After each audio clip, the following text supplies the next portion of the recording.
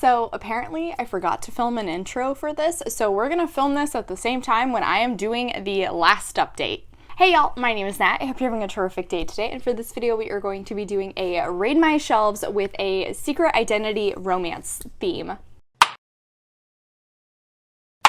Before we get into anything bookish, however, make sure to hit like and subscribe down below, as well as tell me in the comments what is your favorite romance which has a secret identity element. So yes, when I initially planned for this video, I actually had 3 books. However, since planning this video, I actually read Yes and I Love You by Ronnie Lauren as a part of the Smut Den readathon, and I had a reading vlog talking about this book already. So figured I'm not gonna double up. Instead, I will just put a link to that video in the cards as well as in the description. This does have a secret identity element to it. However, the secret identity does not really take place between the 2 main characters who are falling in love. Instead, our female main character has a secret identity from the rest of the world, and the male main character is one of the few people who actually knows it. Instead, the other 2 I ended up going with. First is Well Played by Jen DeLuca, and in this one we are following 𝗖cie. 𝗖cie looks forward to the Renaissance Fair in her small town every single summer, and for the past few summers she has had a friends with benefits relationship with Dax McLean, who is a traveling performer working at many different Renaissance fairs throughout the year. However, this year she ends up messaging him, and the 2 start up a long-lasting relationship via messages for the entire year until he comes back the following summer. However, of course,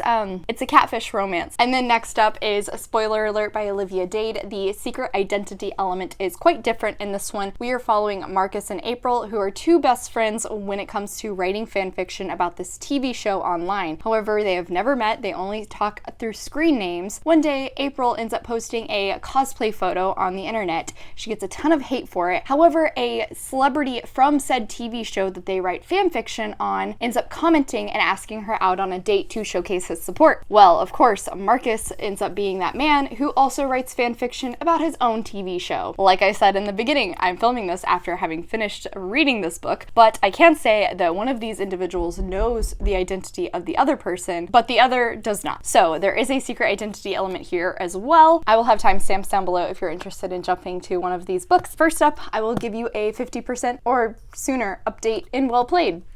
Hi friends. So first off, I'm freaking tired. I actually came home and took a nap today, which like is very unheard of. I usually cannot take naps. Like it just does not happen. I woke up at 4 a.m. and then again at 6 a.m.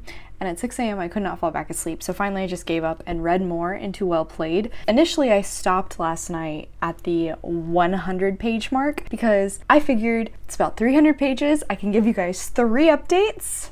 But then after reading this for an hour and a half this morning, I am now at page 225. So much for 3 updates. I have actually been tabbing this and I've been having a really good time doing that. I think it's even more entertaining because the first book I read was annotated. The first book in the series, I mean, was annotated by my friend Kat, and so like I was going through and annotating it myself as well, and it's kind of just reminding me of my experience doing that. Anyway, that's not really what's important here. I'm supposed to be talking about the book. In reference to the book, so yes, this is kind of a catfishing romance. In hindsight, I do not like that setup. It's definitely pretty weird. In real life, I would be a lot more critical of the male love interest with this sort of a situation, but it's a romance book. I can suspend my disbelief a little bit more with that because, you know, everything in romance books is happy-go-lucky. And also, I just really like 𝗖cie and I really want her to have her happy ending. She is just basically getting annoyed with the fact that she is still stuck in the same life she's been in for the last 10 years. She really hasn't gone anywhere. Her best friend who recently came to town is now getting married, and it's really becoming apparent to her that nothing has changed in her life in years, and she's finally wanting to do something about it, which is a big reason behind the original message she sends to Dex, her ex-friend with benefit, but of course instead the person who ends up reading it is Daniel. This definitely utilizes like that, what's it called? It's a type of irony. dramatic irony. That was the official term I wanted. I don't know why I couldn't think of that. It's definitely a dramatic irony sort of situation where it's very clear to the reader that it's not Dex, it is actually his cousin Daniel. Obviously though, Stacy doesn't find that out until probably, I think, like maybe 100 pages in, because when the book starts, it's actually the end of Renaissance Fair season. So Dex, Daniel, the traveling band, is leaving the town, and whenever we come back to the 100-page mark, they've been messaging for over a year now. He is now coming back to town with the group for the Renaissance Fair. So like we do have a good bit of time. With that, since there's so much time dedicated to just the two of them talking via emails and text messages, I actually really enjoyed that element because there's so much communication between the two of them, even though there is this vital thing that is obviously not truth, which is this isn't Dex, it's actually Daniel. The amount of connection and chemistry you can feel between the two of them in these messages is so powerful, and I'm really impressed with deluca's writing in that situation. I just think it's so impressive. She has managed to make me feel so confident that this relationship will actually end up working because they're perfect for one another. If I remember correctly, Dex is actually going to be the love interest in the 4th book, so I am intrigued about that situation. However, thus far, I just have to say, like, Daniel and Stacy are freaking adorable. They're so dang cute. Like, so many of these tabs are pinks and blues because those are my cute and romantic moments, and I just think they're so sweet to one another. Like, it's just the tiniest things that Daniel does that showcases he actually pays attention and knows Stacy really well, and it catches her off guard how well he actually does know her because he pays attention and remembers all of the things she says. That's just so sweet. That is so absolutely adorable, and I love it. It's stuff like that that really makes me feel more confident in their relationship and seeing this going somewhere, even with the rocky start we obviously have. I was curious about what the spice level was going to be. I think with Well Met, I gave it maybe 3 chili peppers, and I have hit the first one. I would probably say 3 chili peppers is pretty accurate as well. I really appreciate that even though there is a height difference, it's not like ridiculous. She's like 5'5" and he's 6 foot. It's not out of this world crazy. That's like me and Josh's height difference, so it's pretty normal. On top of that, with the smutty scene, I appreciate that since Stacy is plus size and we are in her head, she actually acknowledges some of the things she gets self-conscious about in those sorts of situations, and I just thought that was so sweet, but at the same time, like, very realistic to a woman. Like, any woman in a situation where you are laying yourself bare, like, you're definitely going to be very aware of your insecurities and like what things you don't like about yourself. But also with that, Jen DeLuca takes the time to remind us that Stacy likes her body, she likes her size, she appreciates how she looks, and she knows how to dress for herself, and I just really appreciate how she has handled that representation in this book. Anyway, this is gonna be so much fun to edit. I can tell because I'm freaking tired. I did not take the time to write down any notes. This has just been me rambling. I hope I can somehow turn this into a string of coherent thoughts. I really hope I haven't lost you, but I'm really enjoying this. Actually, I'm a little nervous because for how far in I am, I assume we're going to be nearing the 3rd act conflict, and that was the biggest issue I had in the first book and was a big reason that my rating went from a 4-star down to a 3.5. I'm curious to see on what she's gonna do with this one. Like, I think the obvious one would be going towards the Dex situation or reinforcing the whole catfishing thing. Like, one of those two would probably be a obvious 3rd act conflict. I just hope she manages to handle it better in this book than she did in the first one, because that was not good. Hi, so I meant to film this update earlier when I still had makeup on, but I forgot, and then food distracted me, so you're getting barefaced. I finished out Well Played, which, can I just say, I'm very surprised that this actually ended up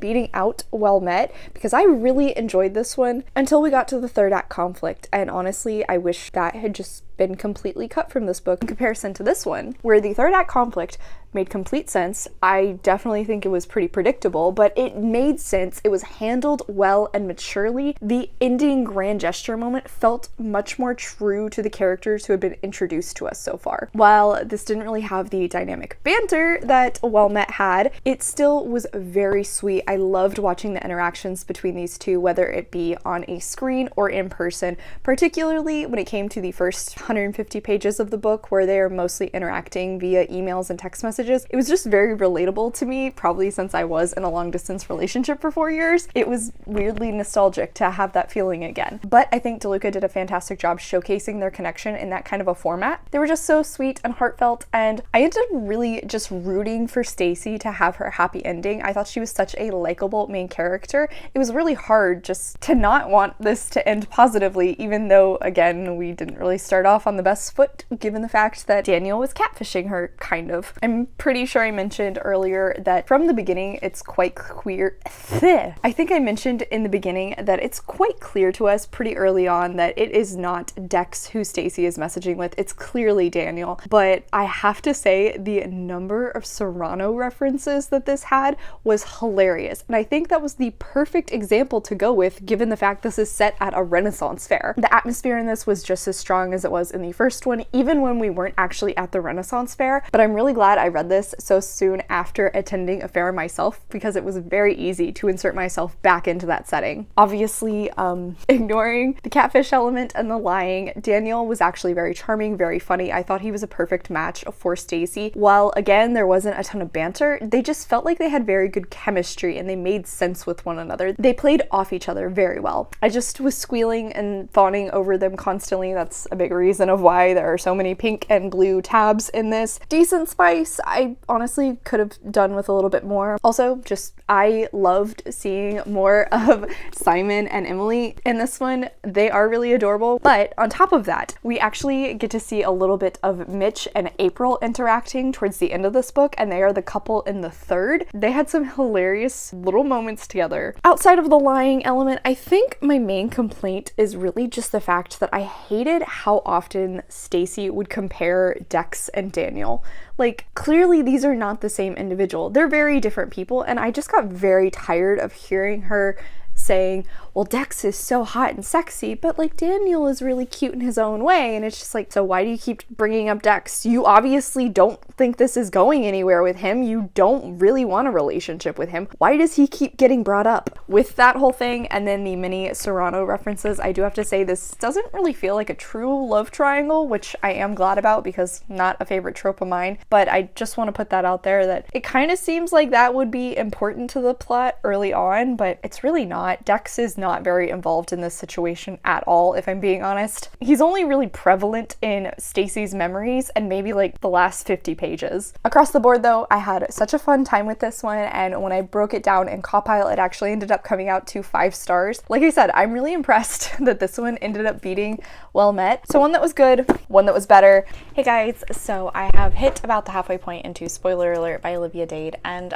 first off, this is told in like a multimedia format, which I was not aware of. You have alternating between like the traditional chapters, but then you also have, here we go, the information for like a fanfic, or like this is a server direct messages between the two main characters. There's different stuff like that. There's also occasional script excerpts from pieces that Marcus has worked on. On one hand, with the direct messages, I think they lend into showcasing the chemistry between the two main characters by giving us a little bit more about their background and their interactions, but I don't like that so much of their interactions is purely focused around the fan fiction. So it makes it seem like, okay, do you guys really know each other that well if all you talk about is this fandom? I also think that like the script excerpts, they're cool, but I don't think they really add anything to the plot. They don't really add anything to the story other than, I guess, to showcase like what kind of movie that got mentioned is being talked about. So for example, one you see is like an excerpt of a corny rom-com. You could have just said it was a corny rom-com. You didn't really need to take the page space to give us a little excerpt of the script to explain that. On top of the whole chemistry issue I have in terms of their relationship online versus offline, there's way more chemistry in the online versus the offline, so I don't really understand why in the offline situation on their second date they suddenly are like all over each other. It feels very sudden and out of nowhere because they really haven't showcased that much chemistry between one another. Sure, they've had some serious conversations that surpass small talk. I don't know if it's enough for me to be so invested that I'm like, yes, let's make out in a public theater. One thing I really didn't enjoy was after their second date, Marcus is really interested in April. He wants to take her out on a third, and he suggests the fact that he has to go work out the next morning. Why doesn't she join him and like join him for breakfast as well? And she gets super defensive about the fact that he suggested she go to the gym, as though him saying that was a snide comment at her weight, even though everything he's shown in regards to her weight thus far has no negative connotation. On top of that, we're told that she feels incredibly confident in herself. She's okay with her body. She enjoys how she looks. So then why did you so quickly jump to the conclusion that he must be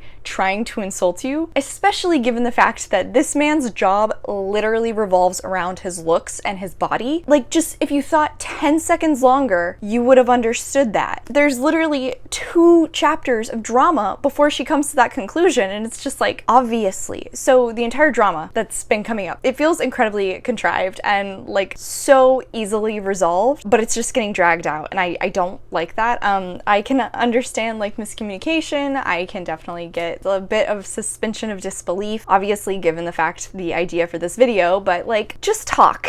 It's not that hard. You're both also pushing 40. I feel like you should definitely be mature enough to communicate these feelings. I don't like that element of this at all. I don't just have issues with April, I also have a few issues with Marcus. Like I said, he's this big name celebrity. He is kind of known as being like the hot dumb jock, and it's this entire persona he's created around himself. I guess to protect himself from the media, but at the same time, it feels a little silly, particularly again for someone who's pushing 40. I understand having some separation between your personal life and the life the media sees. I think he goes a little too hard into that persona he's created sometimes. With that, I do like that we have some depth from him in the fact that he is dyslexic, and that has definitely caused some issues with his relationship with his parents because they are both academics. I thought that was interesting to see more of, and also again just added some depth to the character. Another thing that I have an issue with is this is sold to you as a fandom story. Like, the whole thing is they're both involved in this fandom very reminiscent to Game of Thrones, and I don't like that they both have such shame about it. Especially given when this book was written, fandoms are very popular, they're very alive, they're very well known. I mean, in today's day and age, like, fandoms are kind of just accepted. They're fairly normal. Everybody's a part of one, whether they think it's a fandom or not. I mean, sport fans can literally be considered a fandom. Their whole shame around it would make sense maybe 30 years ago, but given when this was written, it just feels out of touch. So all in all, I'm very upset with the fact that I'm not enjoying this nearly as much as I would like to. Not terribly sold on any of the main characters. The relationship feels underdeveloped. The entire fandom drama plot that's going on, I'm so sad that this is not going well. I'm not really enjoying this. I have not had that many tabs. I'm a big tabber. In comparison to this one, you can see so many pinks and blues. There are really not that many. In fact, I have 2 different red flag moments, which is not great. I'm very upset about this. I'm going to continue reading, but honestly, right now, I'm already having feelings about DNFing this. I'm not gonna do that yet. I'm gonna give it a little bit more time, maybe like another 50 pages. And if I'm still just not invested, I'm gonna put this down. Welcome back again. I've officially decided to DNF, spoiler alert. It's very unfortunate. I am currently at page 216, and I am just not enjoying this. I'm not very convinced by the romance. I don't really feel the chemistry there. The fact that these 2 characters are proceeding to make out and do more, and I'm rolling my eyes and cringing, is not great. If I'm doing that while reading a romance book, it means I am not invested, and thus I should not continue reading it. This is very sad. However, I did not want to push through another 200 pages if I'm not gonna like it. The whole drama that was really frustrating me that I mentioned earlier in regards to April getting very offended based on this one passing comment Marcus made, and how I said if she had literally considered it for 10 seconds longer, perhaps she would have realized the error in her thinking. It took 2 whole chapters for this idea to pop into her head that maybe, just maybe, he said that because that's what he does that relates to his own life. And then it takes another 3 chapters for her to allow him to explain that. Drove me insane. The fact that both of these characters are in their 30s, and that single conversation got dragged into an issue that lasted 5 chapters long is ridiculous. I will say, in terms of the negative I mentioned about Marcus with the whole persona he has created for the media, I will admit we got a little bit more background on that. We got some explanation as to why he does that, where it came from, and I actually really enjoyed it. It let me better understand him. I was more in line with his thinking and could really get where this whole thing came from, and it made it more interesting, but also made me like him all the more. With that though, it also made me realize how little we've really gotten of April. I mean, she's a geologist, she's obsessed with this TV show, and she is fat. That's it. I have no problem with any of those things. I just wish she had more personality. I mean, all those things are cool, but like, I don't think that creates a fully fleshed out character, especially in comparison to everything we've been given about Marcus. Oh, you're affecting the angle. Okay, how about I just... No! Yeah, are you gonna do your cameo? It's just your head. Oh wait, no, that was your shoulder. Keep going. There you are. Love you, bye! Love you, bye! Anyway, so yes, basically, between the fact that I'm not getting a ton of characterization of April, I hate the way conflicts are coming up and how they're being handled, I'm not convinced by the romance at all, basically ends up with a DNF'd romance. I am very sad about this because I was very much looking forward to this book. Not for me. I can see where other people would enjoy it. Unfortunately, these are just glaring issues for me. Also, the fandom thing. The fandom thing continues to kind of annoy me. Like I said in my previous update, this book was written in like 2020, I think. This was published in 2020. Fandoms have been around for a long time now. They're quite normalized. In fact, they are being very commercialized. So the fact that these two full-grown adults have such shame around this just seems so out of touch with reality. I also think it's definitely plausible that I am just a little romanced out. I've read a lot of romance books lately. It's kind of hard not to compare them to one another. I'm not going to get rid of this book yet. I do think I might try to come back to it sometime in the future when I have had a little bit of time away from it and when I haven't read so many romance books back to back to back. Maybe we'll have a better experience then. I'm not gonna hold my breath on that one though, because last time I did a second chances reading vlog, it didn't go great. We'll see. So that is a bummer note to end on, but thank you so much for coming to my channel. I really appreciate it. Make sure to hit like and subscribe down below. I have all my socials linked in the description if you're interested in keeping up with what I am reading. I come out with videos on Monday and Friday, but until then, I hope you continue to have a terrific day. Love you, bye!